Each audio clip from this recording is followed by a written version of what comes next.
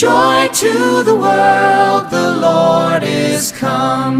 નમસ્કાર દર્શક મિત્રો, કેમ છો? મજામાં ને? આજે ફરી એકવાર મારી ગાડી સાથે ભારતમાલા રોડ પર ડ્રાઇવિંગ કરવાનો ચાન્સ મળ્યો.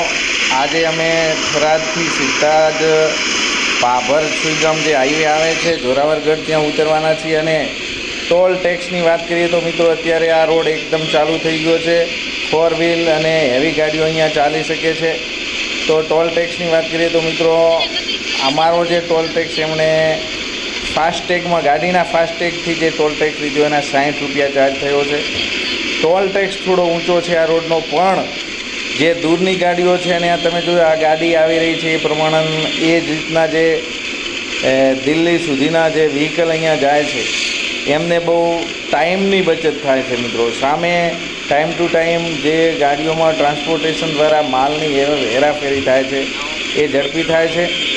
બીજું કે આ રોડ ચાલુ થતાં તમે બધાએ જોયો હશે કે આપણો છેલ્લો કસ્ટમ રોડ સોઈગામથી જે નડાબેડ ગયા હશે એ મિત્રોને ખબર છે કે સોઈગામથી જે દક્ષિણ દિશામાં આપણે સાંતલપુર રોડ જાય છે ત્યાં જે ગાડીઓ આ બધી ચાલતી હતી, આ અત્યારે જે ગાડીઓ હેવી જાય છે એ બિલકુલ બંધ થઈ ગઈ છે.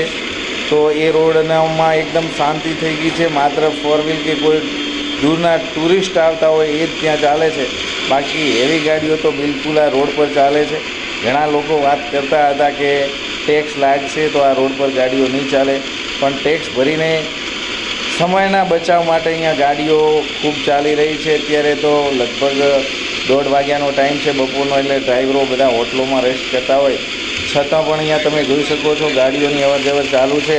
અને અમે જઈ રહ્યા છીએ પાભર જવા નીકળ્યા છીએ, પણ અત્યારે અમારું પહોંચવાનું છે આપણે ભારતમાલાનો જે ચક્રો આવે છે ને જે થરાદ જેવી ગોળાઈ ત્યાં જોરાવરગઢ ગામની બાજુમાં બેણ જોરાવરગઢને ત્યાં ઉતરશું. અહીંયા તમે આજુબાજુના દ્રશ્યો પણ જોઈ શકો છો. ખેડૂતોને આનાથી કોઈ હાલ પ્રદૂષણ કે ખેતરમાં નુકસાન થાય એવી શક્યતા નથી.